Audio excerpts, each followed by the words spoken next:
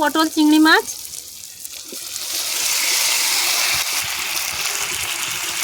আলু পটল চিংড়ি মাছ দিয়ে আমি হালকা আঁচে ভালো করে ভেজে নেব। অনুষ্ঠান বাড়ির পটল চিংড়ি খেতে কিন্তু খুবই ভালো লাগে, আর এরকম পটল চিংড়ি রান্না করা খুবই সহজ। তো দেখে নিন আমি কিভাবে পটল চিংড়িটা বানালাম। নমস্কার বন্ধুরা, হীরা রানী কিচেনে সবাইকে অনেক অনেক স্বাগত। আজকে আমি খুব সহজেই একদম অনুষ্ঠান বাড়ির মতো পটল চিংড়ি রান্না করে আপনাদের দেখাবো। তো আপনারা প্লিজ পুরো ভিডিওটা দেখবেন কিভাবে আমি পটল চিংড়িটা বানাচ্ছি। প্রথম থেকে শেষ পর্যন্ত কেউ স্কিপ করবেন না। আর আমার রান্নাটা যদি ভালো লাগে তো সাবস্ক্রাইব করে দেবেন। পটল চিংড়ি বানানোর জন্য পটলগুলো আমি কেটে নেব। তো আমি একটা পটল আপনাদের কেটে দেখিয়ে দেবো কিভাবে কাটতে হয়। পটলটাকে দুরকমভাবে কাটা যায়। এমনি করে আমি গা আঁচড়ে ছাল ছাড়িয়ে নেব এরকম করে। আমি বটিতে করে নিচ্ছি, আপনারা চাইলে ছুরিতেও কেটে নিতে পারেন। এরকম করে কেটে মাথার দিকে এরকম কেটে নিয়ে মাঝখান দিয়ে দু টুকরো করে দিলে হয়ে যাবে। আর এক রকমভাবে একটু বাদ দিয়ে দিয়ে এরকম করে খোসা ছাড়িয়ে নিলে দেখতে ভালো লাগে, সেই জন্য আমি এইভাবে কেটে নেব।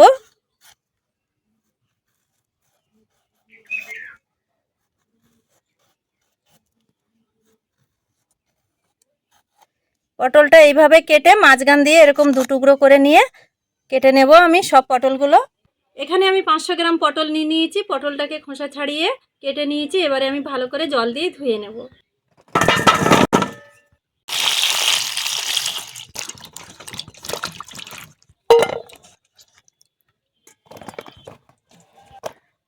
সেই সাথে সাথে আমি দুটো মাঝারি সাইজের আলুও কেটে নিয়েছি। আলুটাকে ভালো করে জল দিয়ে ধুয়ে নেব।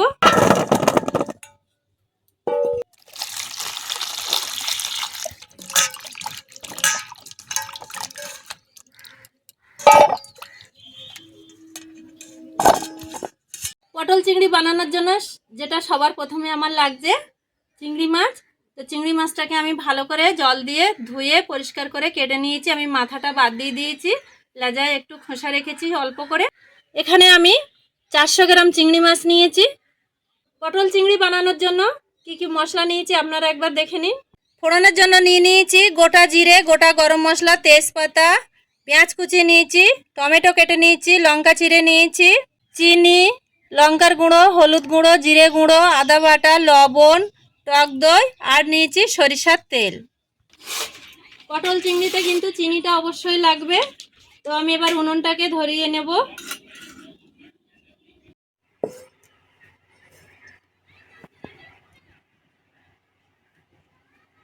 কড়াইতে দিয়ে দেব সরিষার তেল। তেল গরম হয়ে গেছে, পটলগুলো ভেজে নেব।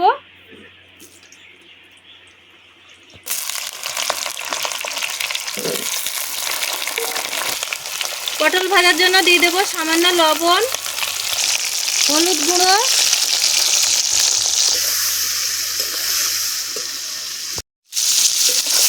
পটলটা হালকা আঁচে অনেকক্ষণ ধরে বেশ লাল করে করে ভাজতে হবে।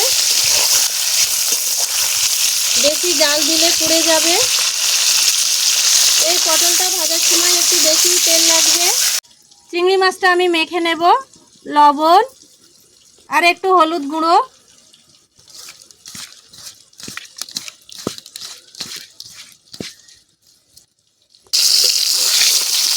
এদিকে আমার পটলটাও ভালো করে ভাজা হয়ে গেছে, এবারে আমি তুলে নেব।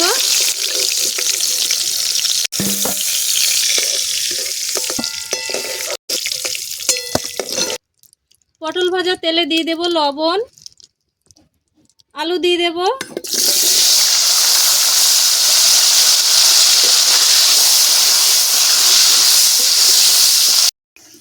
আলুগুলো খুব ভালো করে ভেজে নিয়েছি। আলুগুলো এবারে তুলে নেব।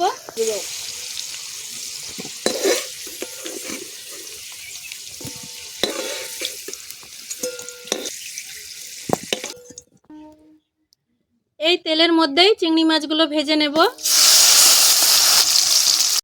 সামান্য একটু গায়ের রং চেঞ্জ হলেই আমি তুলে নেব। চিংড়ি মাছ ভাজতে খুব বেশি সময় লাগে না।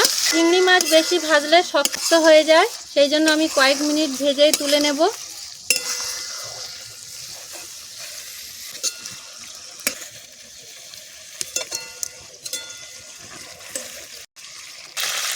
পটল চিংড়ির ফোড়নে দিয়ে দেব গোটা জিরে, গোটা গরম মশলা, দুটো শুকনো লঙ্কা,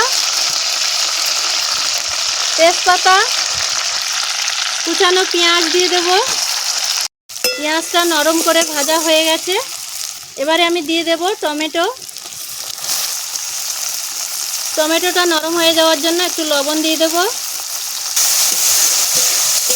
টমেটোটা অনেকটাই নরম হয়ে গেছে। এতে দিয়ে দেব আমি কিছু গুঁড়ো মশলা,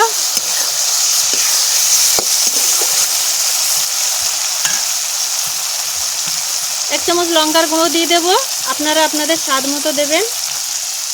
এক চামচ হলুদ গুঁড়ো, এক চামচ জিরে গুঁড়ো, দিয়ে দেব চিনি, হাফ চামচ গরম মশলা দেব। গরম মশলার গুঁড়োটা দিয়ে ভালো করে কষিয়ে নেব।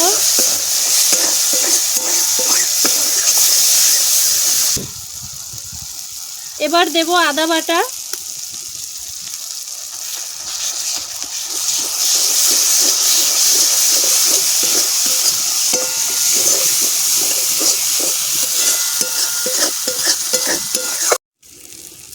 মশলাটা আমি 5-7 মিনিট ধরে কষিয়ে নিয়েছি। এবারে আমি দিয়ে দেব ভেজে রাখা আলু, পটল, চিংড়ি মাছ।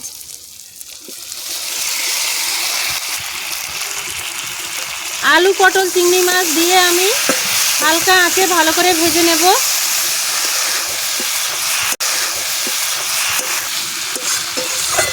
মশলার সাথে ভালো করে আলু পটলটা কষিয়ে নেব।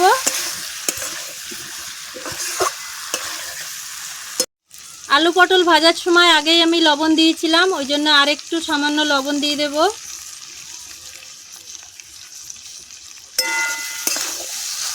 7-8 মিনিট ধরে ভালো করে আমি কষিয়ে নিয়েছি। এবারে আমি এতে 2 চামচ টক দই দিয়ে দেব।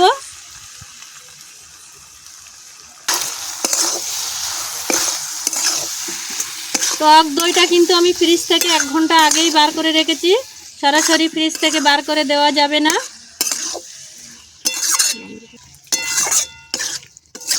টক দইটা দিয়ে কিন্তু ভালো করে নাড়াচাড়া করে মিশিয়ে নিতে হবে, না হলে কিন্তু ছানা কেটে যেতে পারে।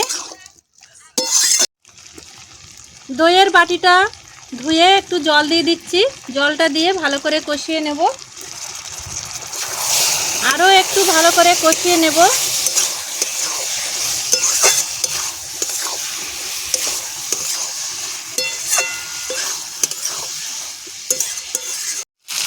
পটল চিংড়ি ভালো করে কষে নিয়েছি। পটল চিংড়ি দিয়ে তেল ছেড়ে দিয়েছে। এবারে আমি এতে জল দিয়ে দেব, যেহেতু আমার অনুষ্ঠান বাড়ির মতো পটল চিংড়ি, সেই জন্য আমি এতে অল্প পরিমাণেই জল দেব।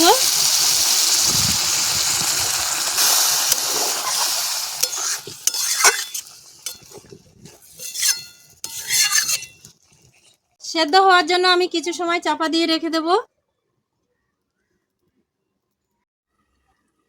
চাপাটা খুলে একটু নেড়ে দেব। কয়েকটা কাঁচা লঙ্কা দিয়ে দেব। পটল চিংড়িটা আমার একদম রেডি হয়ে গেছে। এবারে আমি গামলায় ঢেলে নেব।